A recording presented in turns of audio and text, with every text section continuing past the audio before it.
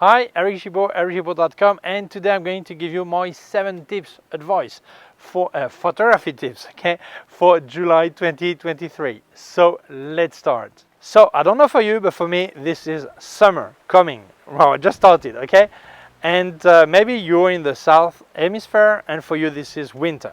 In both cases, heat and temperature, I should say, heat or cold are really important. If you're in the really hot part, the big problem is that your gear may overheat in your car, on you, on the sun, well, anywhere, under the sunshine, anywhere, okay? So it's really important you take care of it because you have lithium batteries that could be a big problem. You also don't forget to put the cap on your lens because it's like a magnifying glass, and if the sun gets a ray of sun gets straight in there when you leave it there for a while, it could burn the shutter, or the typical Leica M accident that actually burned the curtain, that is fabrics, okay?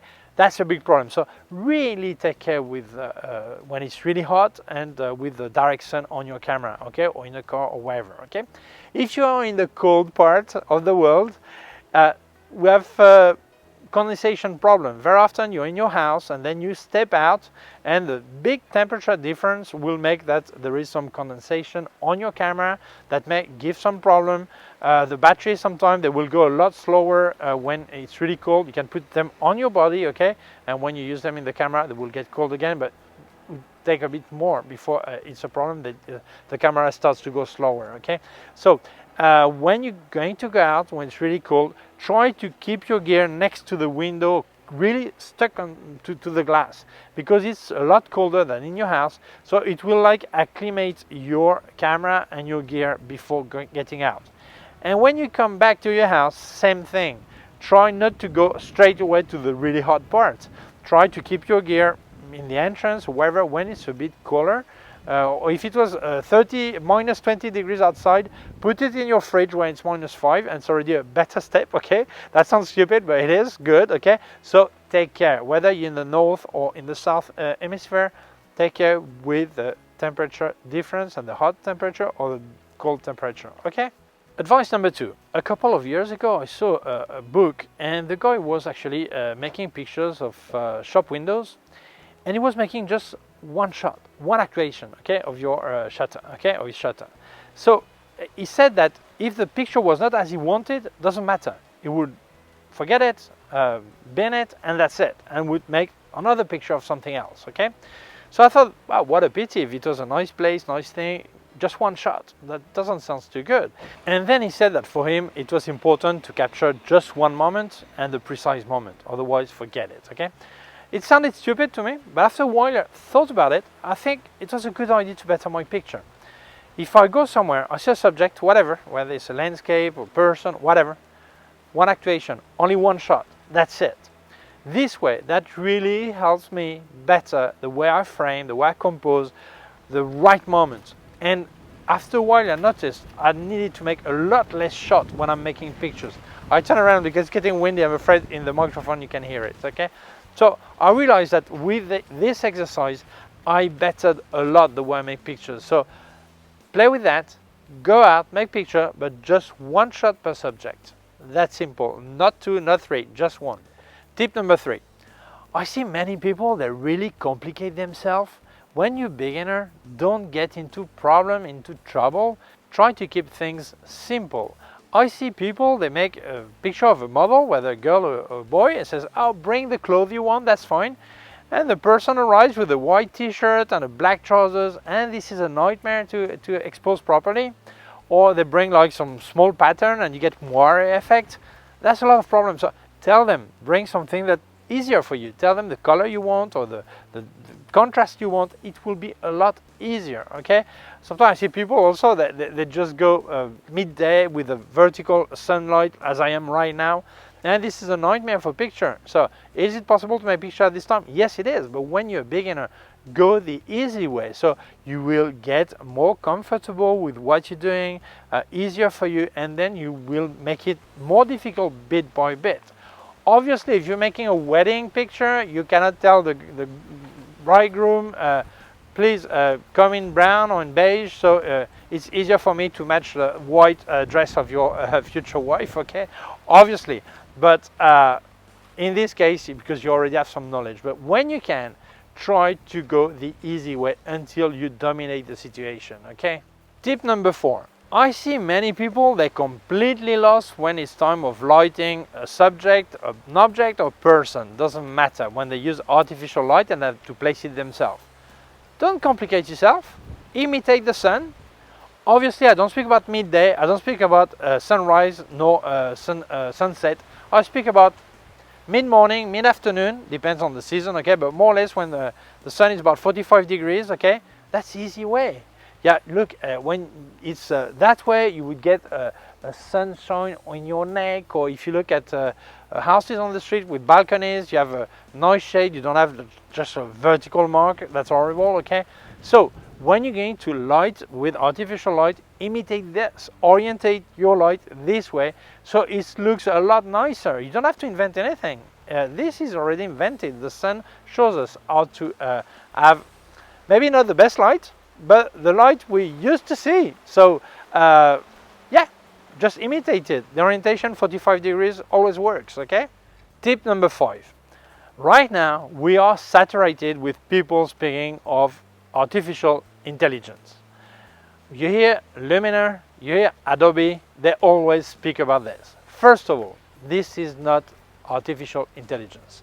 To be artificial intelligence, it needs to be self-learning, first of all, and have initiative, so do things by itself, okay? And right now, even if Adobe or Luminar have created the system based on deep learning, whatever, and then create a software for you, on your computer, it is not artificial intelligence. So I see so many people, they don't understand that, okay? This is really good algorithm, but having your software to make a mask around someone and replace it by something else is not artificial intelligence, okay? So I see so many people, instead of learning photography, instead of learning how to make a good picture, the first thing they think of is, oh, I will use artificial intelligence to fix it. No, first you know how to do it. Then you will save time when you have a good piece of software that can do things for you, okay?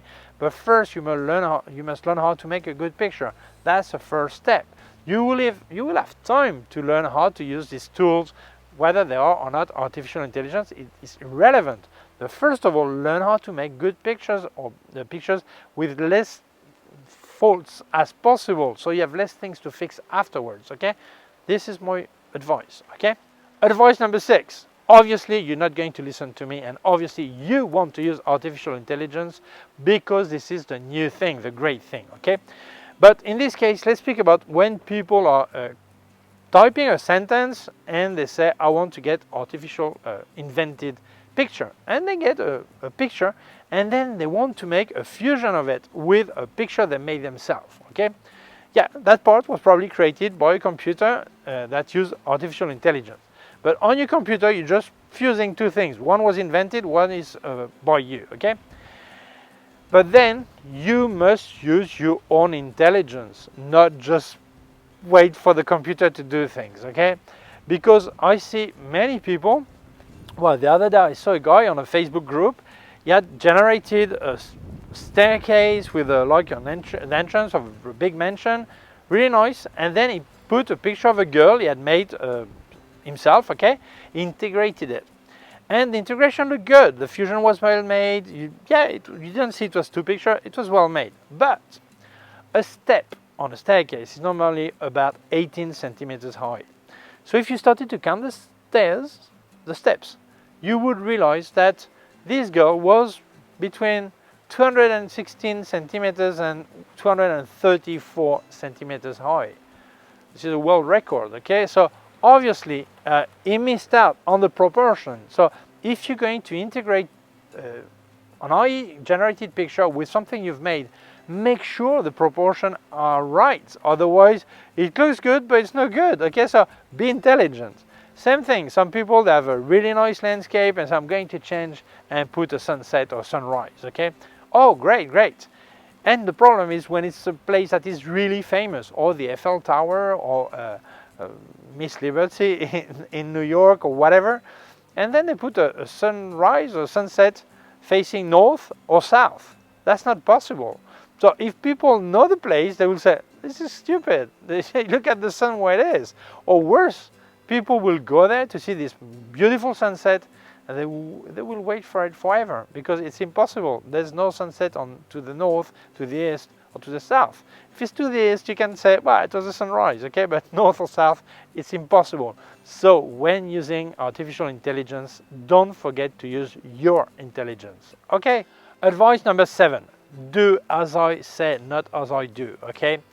Very often people, when they make a picture, they take the picture and they look at the subject. Doesn't matter what it is, the subject, and they forget the rest. Like me, you look at me, but look, my car is here, my Twingo. I love this Twingo. You have open roof, and I go with my kid, my daughter Pino, and we open it under the tunnel, and we shout, it makes echo, we love it, okay? But still, it should not be here. That's not nice on this video, but doesn't matter for me, okay? But very often people, they make a picture of someone, and they look at the face is nice, the nose is nice, the shadow on the face are good, the eye are really sharp, beautiful. And they don't see, they cut a finger, cut an elbow, or whatever. Or landscape, they have beautiful church with a cross on top, and then they just cut it.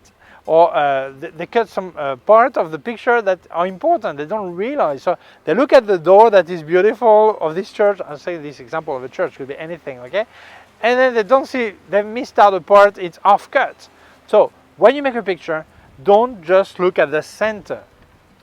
Don't just look at the main subject. Look at the background. Is there a rubbish bin in the back? Is there anything in the back or in the side that is cut, that is ugly or whatever? Check the whole picture, not just the subject, okay? So, these were my 7 tips for July 2023. Thank you for watching. I hope you like them. If you feel them interest other people, please share them on share the video on social networks. If you have not done it yet, please subscribe to my YouTube channel.